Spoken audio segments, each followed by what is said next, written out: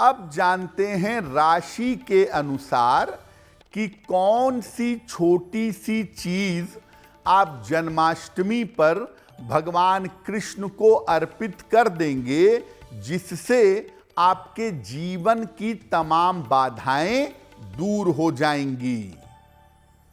देखिए, बात करते हैं सबसे पहले मेष राशि की। मेष राशि के लोग भगवान कृष्ण को लाल फूल अर्पित करेंगे। अगर आपकी राशि मेष है और आप भगवान कृष्ण को लाल फूल अर्पित कर दें तो आपका मंगल ही मंगल होगा, आपकी कामनाएं पूरी होंगी। वृषभ राशि, भगवान कृष्ण को पंचामृत अर्पित कर दें। संभव हो तो भगवान कृष्ण को पंचामृत से स्नान करा दें। अगर आप ऐसा जन्माष्टमी के अवसर पर करते हैं तो आपकी तमाम मनोकामनाएं निश्चित रूप से पूरी होंगी। मिथुन राशि, भगवान कृष्ण को तुलसी दल अर्पित करिएगा। 2 तुलसी के पत्ते उनके चरणों में रख करके अपनी प्रार्थना करिएगा, आपकी कामना पूरी होगी और बाद में इस तुलसी को प्रसाद के रूप में ग्रहण करिएगा। कर्क राशि, भगवान कृष्ण को जन्माष्टमी के पावन अवसर पर माखन और मिश्री का भोग लगाइएगा और भगवान कृष्ण से प्रार्थना करिएगा, आपकी मनोकामनाएं निश्चित रूप से पूरी होंगी और आपका जीवन निश्चित रूप से बेहतर होगा। तो भगवान को माखन मिश्री का भोग लगाना आपके लिए बहुत अच्छा रहेगा। सिंह राशि, भगवान को पेड़े का भोग लगाएं या दूध की बनी हुई कोई भी मिठाई हो उसका भोग भगवान कृष्ण को लगाइएगा और प्रार्थना करिएगा, आपका कल्याण और मंगल होगा और जीवन की जो आपकी मनोकामनाएं हैं वो पूरी होंगी और जीवन में चली आ रही समस्याएं समाप्त होंगी। कन्या राशि, भगवान को तुलसी दल अर्पित करिएगा। तुलसी के 2 पत्ते भगवान कृष्ण के चरणों में अर्पित करिएगा, अपनी मनोकामनाओं के लिए प्रार्थना करिएगा और बाद में इस तुलसी दल को प्रसाद के रूप में ग्रहण करिएगा। तुला राशि, भगवान कृष्ण को पंचामृत अर्पित करेंगे। संभव होगा तो भगवान कृष्ण को पंचामृत से स्नान कराएंगे और बाद में इसको प्रसाद के रूप में ग्रहण करेंगे, आपकी तमाम मनोकामनाएं निश्चित रूप से पूरी होंगी। वृश्चिक राशि, भगवान कृष्ण को सुगंधित फूल अर्पित करेंगे। पीले रंग का फूल हो तो बहुत ही बढ़िया होगा, वरना किसी भी रंग का सुगंधित फूल भगवान कृष्ण को समर्पित करिएगा, आपकी मनोकामना पूरी होगी। धनु राशि, आप स्पेसिफिकली आप विशेष रूप से भगवान को पीला फूल ही अर्पित करेंगे। आप किसी और रंग का नहीं, पीले रंग का फूल भगवान कृष्ण को अर्पित करिएगा, आपकी मनोकामना अवश्य ही पूरी होगी।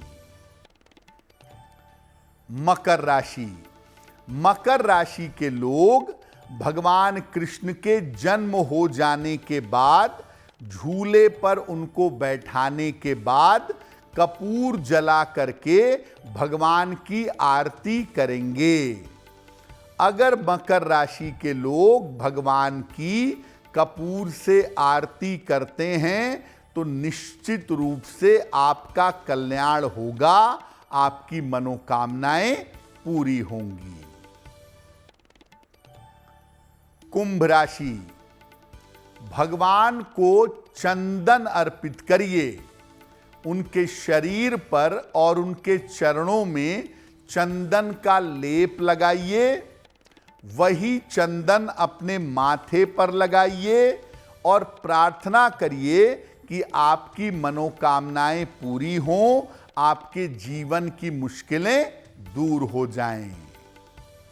और अंतिम राशि मीन राशि, भगवान को पीले वस्त्र अर्पित करिएगा। पीतांबर, भगवान कृष्ण को पीला वस्त्र अत्यंत प्रिय है, तो भगवान को पीले वस्त्र अर्पित करिएगा और भगवान से प्रार्थना करिएगा, आपकी मनोकामनाएं अवश्य पूरी होंगी।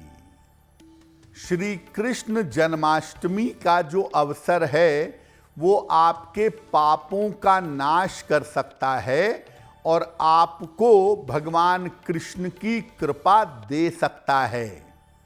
जन्माष्टमी पर आप भगवान कृष्ण की अलग अलग स्तुतियां करके उनकी विशेष कृपा पा सकते हैं। जैसे जीवन में प्रेम और माधुर्य बढ़ाने के लिए, जीवन में सुखी रहने के लिए, आनंद से रहने के लिए आप जन्माष्टमी पर अधिक से अधिक मधुराष्टक का पाठ करिएगा। अधरम मधुरम वदनम मधुरम मधुराधिपतेरखिलम मधुरम, मधुराष्टक का पाठ जन्माष्टमी पर करेंगे, जीवन में आनंद आएगा।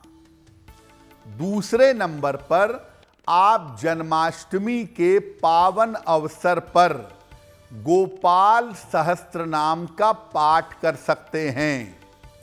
गोपाल सहस्त्र नाम का पाठ करके आप अपनी बड़ी से बड़ी समस्या को दूर कर सकते हैं और अपनी मुश्किल से मुश्किल समस्या को सुलझा सकते हैं और अपनी मनोकामना को पूरा कर सकते हैं। तो निश्चित रूप से गोपाल सहस्त्र नाम का पाठ भी आप जन्माष्टमी की रात को अगर करते हैं तो आपका कल्याण होगा। आप जीवन में किसी ऐसी बड़ी मुश्किल में फंस गए हैं जहां से आप निकल नहीं पा रहे हैं, चारों तरफ आपको अंधकार दिख रहा है या चारों तरफ आपको समस्या दिख रही है, तो जन्माष्टमी पर सुबह, दोपहर, शाम, रात जब भी आपको मौका मिले आप गजेंद्र मोक्ष का पाठ करिएगा। गजेंद्र मोक्ष एक ऐसी स्तुति है जो आपको बड़े से बड़े संकट से बाहर निकाल सकती है। तो गजेंद्र मोक्ष का पाठ जरूर करिएगा, आपके लिए बहुत कल्याणकारी, बहुत लाभकारी होगा। और गजेंद्र मोक्ष का पाठ करने से आप जीवन की बड़ी से बड़ी मुश्किल से निकल आएंगे। आप अपने लिए भी पाठ कर सकते हैं या कोई और बड़ी मुश्किल में अगर पड़ा हुआ है तो उसके लिए भी आप गजेंद्र मोक्ष का पाठ कर सकते हैं। अगर आपके पास कोई गुरु नहीं है, आप गुरु की प्राप्ति करना चाहते हैं, तो भगवत गीता के 11वें अध्याय का पाठ करिएगा। श्रीमद् भगवत गीता के 11वें अध्याय का अगर आप पाठ करते हैं जन्माष्टमी के अवसर पर भगवान कृष्ण के सामने बैठ करके और उनसे प्रार्थना करते हैं, तो कृष्ण के समान या स्वयं कृष्ण आपको गुरु के रूप में प्राप्त होंगे। अगर आप मुझसे जुड़ करके अपनी समस्याओं का समाधान चाहते हैं और चाहते हैं कि आपकी समस्याओं को ज्योतिष के माध्यम से सुलझाया जाए, तो आप हमसे संपर्क कर सकते हैं, जुड़ सकते हैं एस्ट्रो तक पर।